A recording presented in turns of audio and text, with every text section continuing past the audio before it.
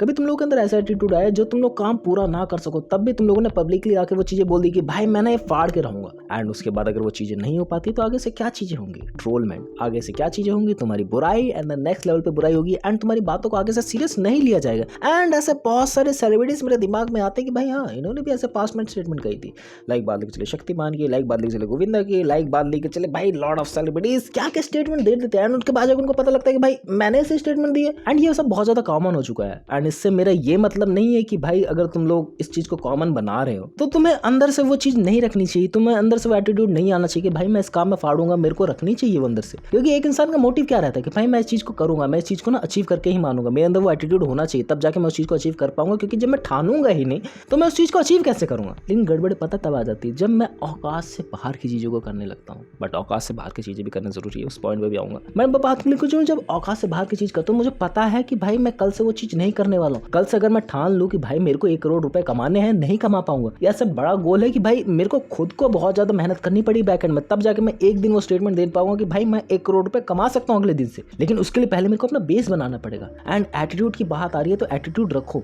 मैं एटीट्यूड की बात लेके चला था कि भाई एटीट्यूड होना चाहिए, एटीट्यूड अपने औकात से बाहर का रखना चाहिए, वो डेफिनेटली रखना चाहिए। बट वो कभी भी पब्लिकली रिवील मत करो कि भाई मैं ये चीजें करने जा रहा हूँ ना, वो पब्लिकली बता दे रहा हूँ कि भाई ये डिल्यूजनल मैं चीजें कर रहा हूँ, एंड इस वजह से तुम लोगों ने अपने दिमाग में एक अलग ही दुनिया बसा रखी है, उसको तुम लोग खतरे में डाल देते हो। And that was I think a bad thing. And उसको अगर तुम लोग को ढंग से लेके जाना है, कभी भी चीजें पब्लिकली रिवील मत करो। बात लेके चले, ऐसे बहुत सारे सेलिब्रिटीज हैं जिनकी बातों को हम लोग उतना सीरियसली नहीं लेते जितना पास्ट में लिया करते थे। बिकॉज पास्ट में हम लोग ने उनका ऑरा देखा है, भाई उनका ऑरा मेंटेन रहता है, उनको उस वजह से ही जाना जाता है क्योंकि वो अपने औकात से बाहर की चीजें बोलते थे एंड करके दिखाते थे। We have the example of the cricketers, भाई उन्होंने बहुत ज्यादा ही ब्रिलियंट चीजें करके दिखाई है, एंड उनको हम एडमायर करते हैं। लाइक विराट कोहली की बात लेके चले, भाई बंदा एटीट्यूड में रहता है, जानबूझ के चीजें करता है एंड उन चीजों को फाड़ता है क्योंकि उसके पास पोटेंशियल है, उसको पता है कि भाई उसको किस दायरे में रहकर चीजें पब्लिकली बोलनी चाहिए। हो सकता है उसने उससे भी बड़े बड़े गोल्स रखे हो अपने माइंड में, बट उसने कभी भी पब्लिकली आके वो चीजें रिवील नहीं की क्योंकि पब्लिक का एक प्रेशर तुम लोगों को ऊपर से बढ़ जाता है कि भाई अगर तुम लोगों ने चीजें बोल दी है सबके सामने आके तो तुम्हें वो चीजें करनी पड़ेगी। लेकिन कुछ लोग अपना इतना डिल्यूजन में रहते हैं कि भाई कभी वो चीजें हुई ही नहीं, लेकिन उन चीजों को भी मानने लगते हैं कि भाई वो चीजें कभी बैक एंड में हुई थी। अवतार का डायरेक्टर मेरे पास आया था, बोला था कि भाई मेरे ऊपर नीली पुताई होगी। भाई कैसे कैसे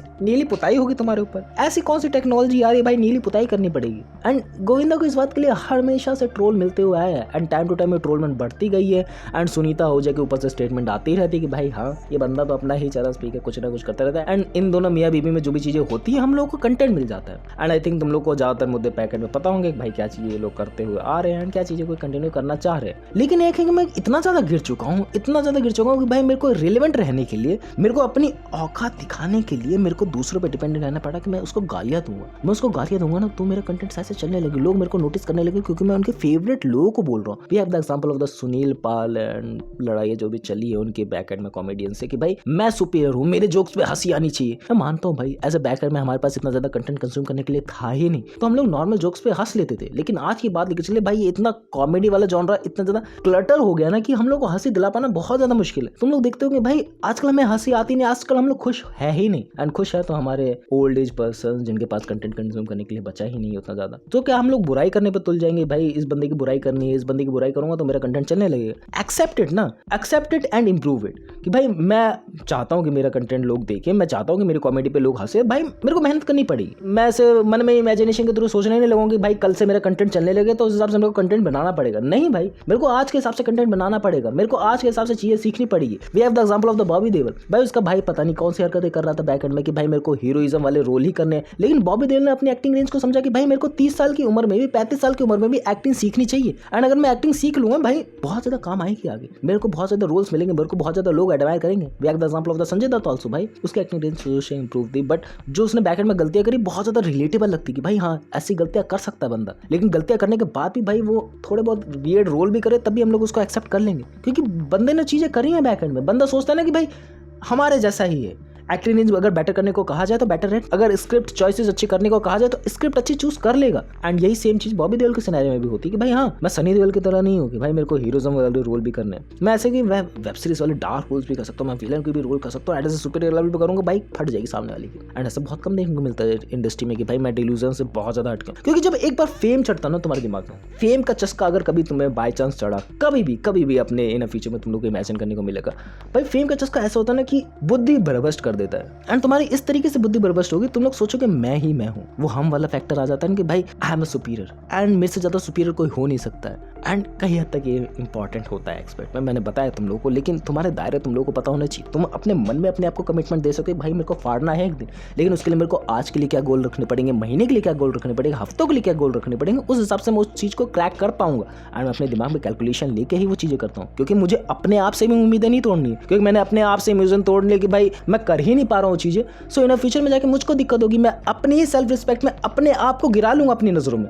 सो उसको इंप्रूव करने के लिए ये सब चीज़ें करनी पड़ती भाई। ये डिल्यूजन सेलिब्रिटीज़ हैं और रहने चाहिए, क्योंकि भाई ऐसे लोग भी तो रहने चाहिए ना जो अपनी ही भसड़ में लगे हुए हैं, जो अपनी भसड़ में अपने आप को सुपीरियर मानने लगे हैं। एंड अगर ऐसे लोग ना हो तो हम लोग बेटर लोगों की रिस्पेक्ट क्यों करेंगे? बात समझ में आ रही होगी।